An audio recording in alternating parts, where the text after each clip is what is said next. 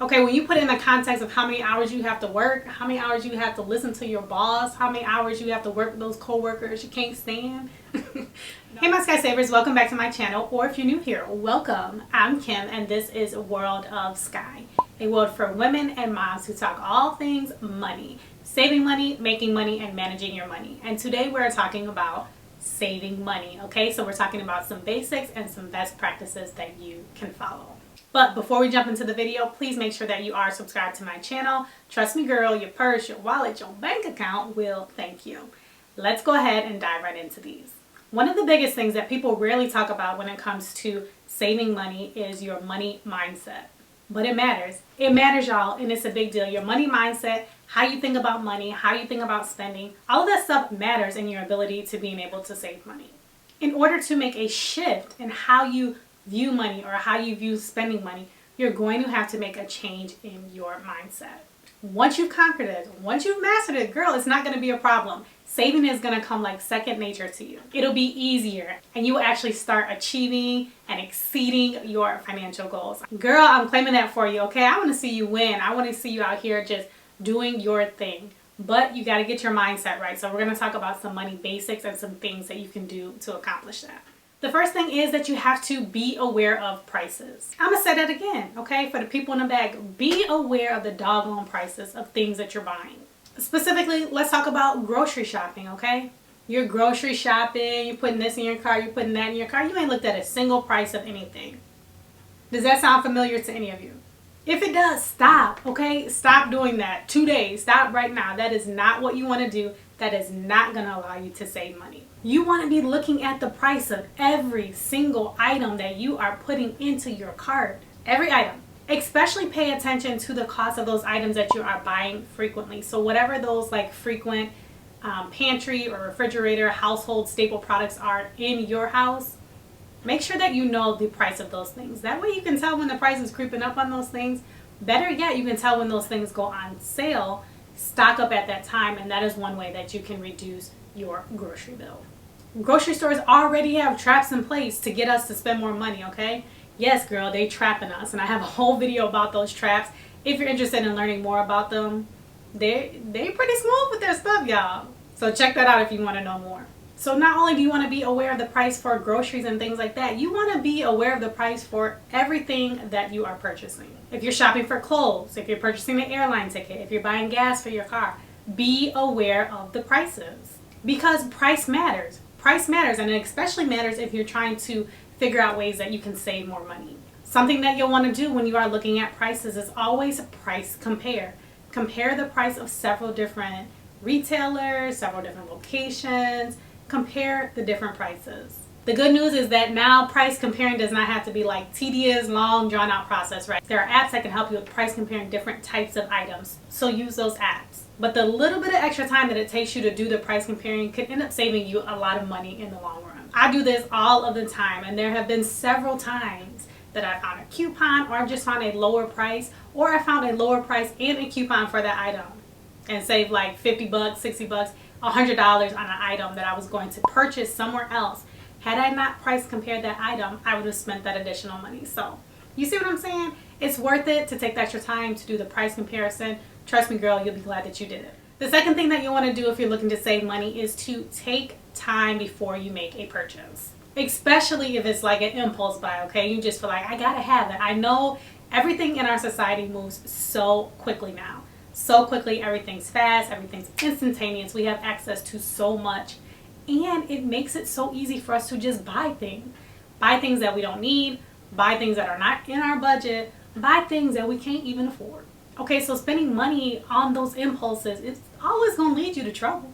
It's always going to lead you to trouble. So if you're sitting at home and you're scrolling on your phone through Amazon, because who doesn't like to scroll through Amazon, and you start adding stuff to your cart, that's okay. Go ahead, add the stuff to your cart, but don't buy it. Don't buy it right then and there. Leave those items in your cart for at least 24 hours. I recommend more like 48 or 72. Take a few days. Leave those items in your cart. As those items are sitting in your cart, ask yourself some of these questions like, how many hours do I have to work in order to buy this item?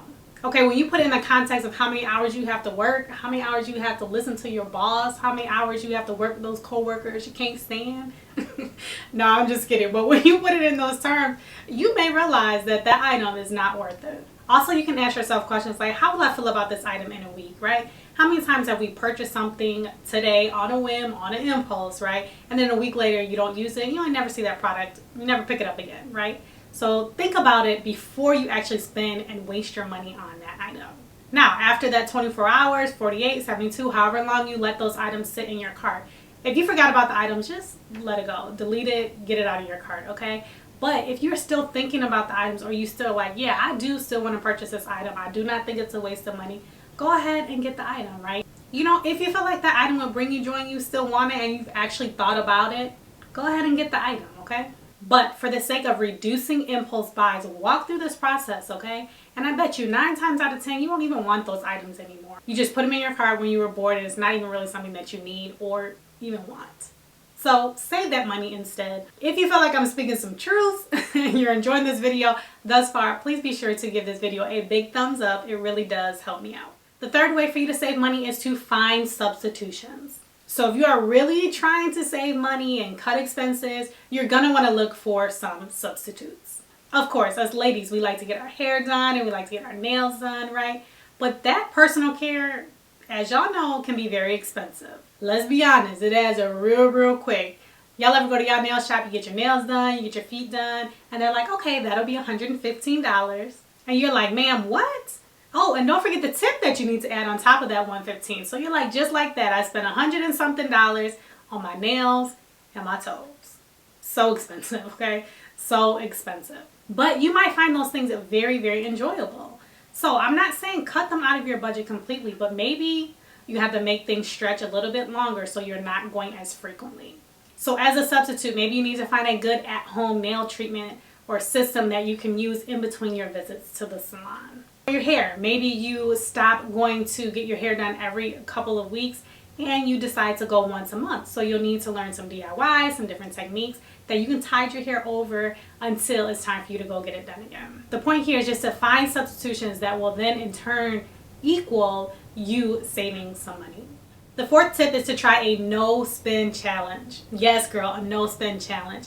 I know some of y'all are like, I'm about to click off. But wait, don't go, don't click off. Hear me out. Some of us together, bad habit of purchasing things like when we're bored, or doing some retail therapy because we had a bad day, or we don't feel good, or we're just gonna make that infamous Target run. Yup, that Target run. You know the Target run where $5 plus $10 plus $20 equals $250 somehow. I don't know what's in the air at Target. It's good for them, it's bad for us, okay? That's the Target run I'm talking about. All the time when we're making these purchases in that mindset, right? The purchases aren't unnecessary. Think about that. When you go into a store with that type of mindset, do you agree, like, you pick up a lot more stuff that you really didn't intend to, or you're just letting the store tell you what you need, and you're buying things that are unnecessary and costing you more money. So here it is. Challenge yourself to a no spend challenge. It doesn't have to be when everyone else is doing a no spend challenge, okay? It should be when you're assessing your own spending and you feel like, you know what, I need a reset. So if Amazon is your guilty pleasure or Target, try to not spend any money with that retailer for 1 month. Yes, 1 month. I know some of y'all are like, girl, I'm not about to do that. Yes, you are. Challenge yourself. You can do it. You can do it. 1 month is going to give you enough time to break that bad habit. Okay, we're trying to break that bad habit and reduce kind of like our bored spending or our had a bad day spending. Okay, and a month is a good time frame that can help you with that reset. Okay, after the month is over, you can decide, like, I want to continue on with my no spend challenge, or I feel like I have a little bit more self-control when I go into Target or when I'm shopping on Amazon, and I'll be able to save money by eliminating so many unnecessary purchases. Thank me later. It's not the easiest thing to be done, but it can be done. And you, my friend, you can do it. And the fifth tip to saving some money is to give yourself some grace sometimes. We can be so hard. We can be so hard on ourselves when we're not meeting our financial goals, or we're not able to do this or not able to do that. And we got to break that a little bit, okay? We've all started somewhere. We've all had relapses in like our financial habits and our spending, and we've all traded like one financial bad habit for another, okay? We've all been there. You're not alone, but you cannot continuously beat yourself up about it. Identify the bad habit, identify the issue, put together a plan, conquer it, and move forward. You know better? Go ahead and finish it.